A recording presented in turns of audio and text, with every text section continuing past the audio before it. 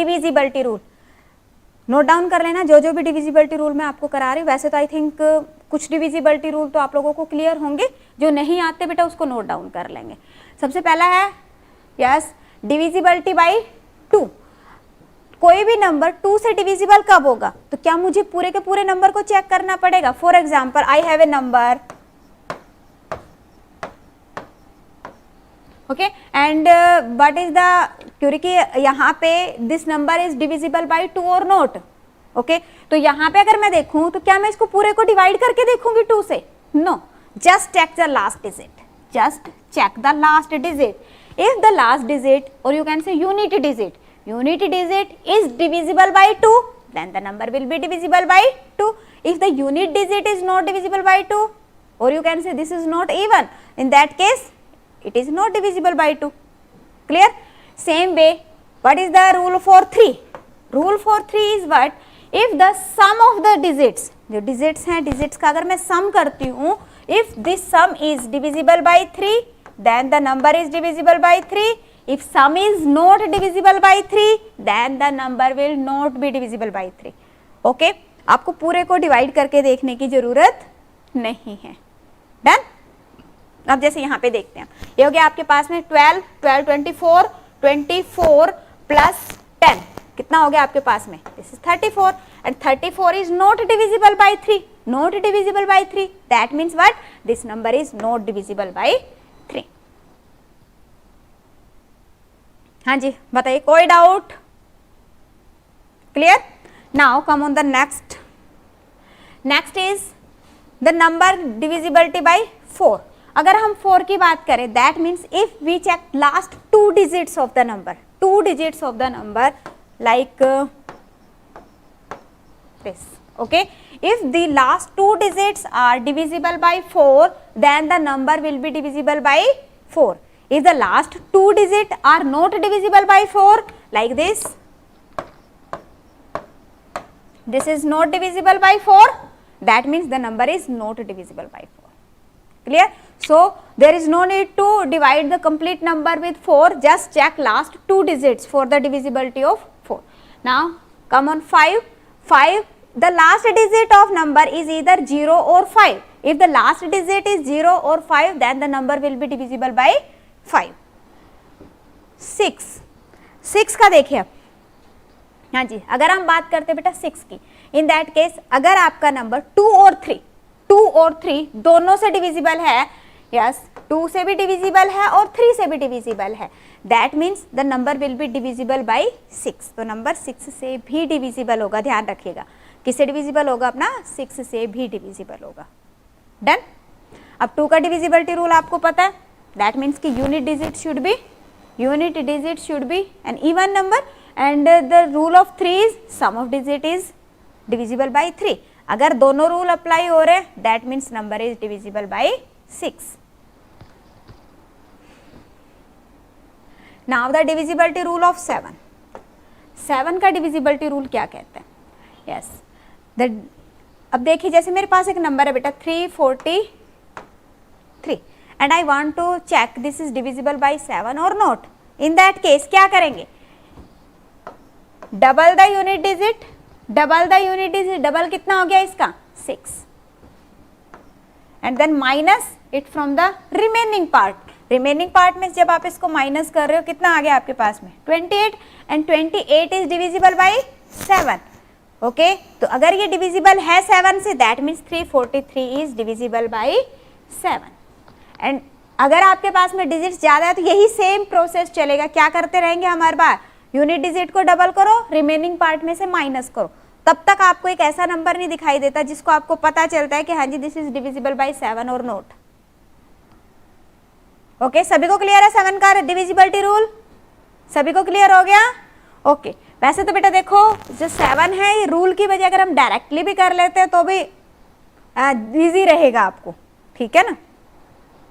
अगला देखिए 8, अगर हम बात करते 8 की, then what does it say, if the last 3 digits of the number are divisible by 8, then the complete number is divisible by 8। For example if we have a number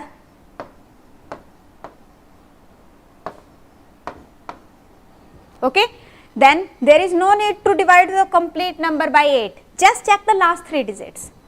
3 digits are this and check this is divisible by 8 or not. अब यहाँ पे हम देख रहे हैं easily 8 1 जा 8, 0 8 2 जा 16. That means this is divisible by 8.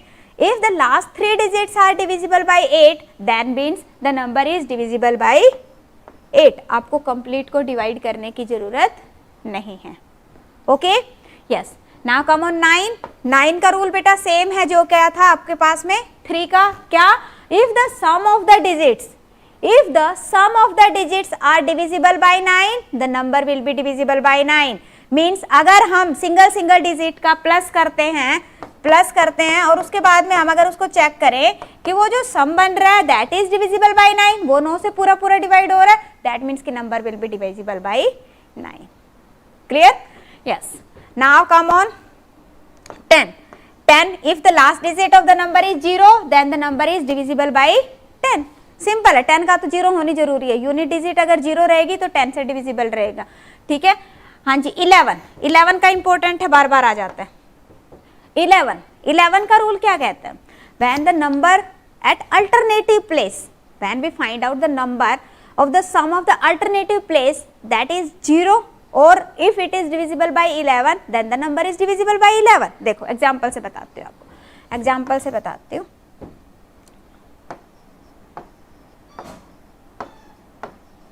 देखिए मान लीजिए अपने पास में ये एक नंबर है and just I want to know कि this number is divisible by 11 और नॉट. तो क्या करेंगे? पहले हम अल्टरनेटिव प्लेस को देखेंगे. इनको देखा मैंने. ठीक है. इनका सम किया. कितना आ गया आपके पास में? 8 into 10 and 19. ठीक है. अब उसके बाद में जो बाकी जो बचा था इसका करते हैं. अल्टरनेटिव प्लेसेस पे जो वैल्यूज है. ठीक है. इनका अगर मैं सम करूं तो ये कितना आ रहा है मेरे पास में? Again this is 19.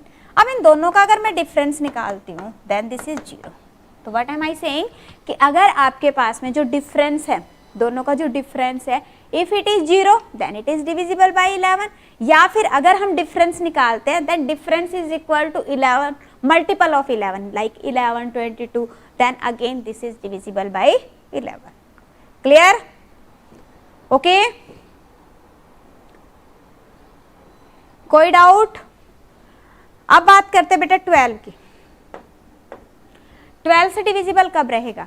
If the number is divisible by 3 and 4 both, 3 and 4, then the number will be divisible by 12. 3 और 4 से डिविजिबल है अगर, तो अपना नंबर डिविजिबल रहेगा किससे? 12 से. And we know that rule of 3 is equal to, if the sum of digits is divisible by 3, तो divisible by 3 है. और 4 का रूल क्या कहता है? If the last two digits are divisible by 4, then the number is divisible by 4. Okay? Clear? हाँ जी. बताओ इसमें किसी को कोई भी माइनर सा डाउट आ रहा हो जल्दी से बताइए, फिर आगे बढ़े.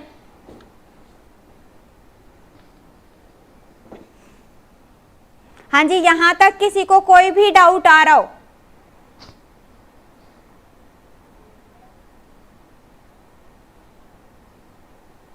क्लियर है सभी को?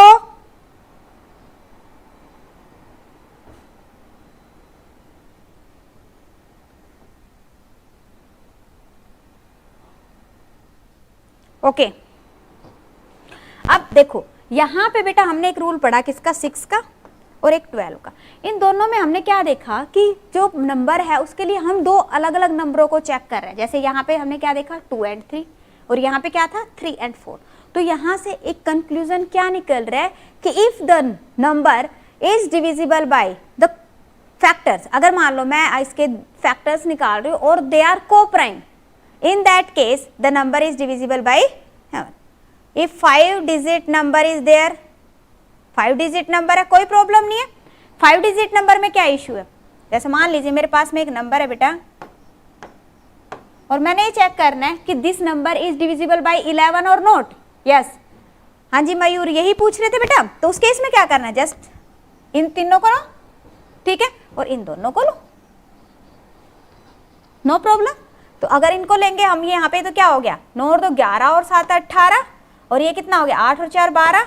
दोनों का डिफरेंस निकाला. This is equal to 6. This is not 0. This is not multiple of 11. That means this number is not divisible by 11. Okay. Clear?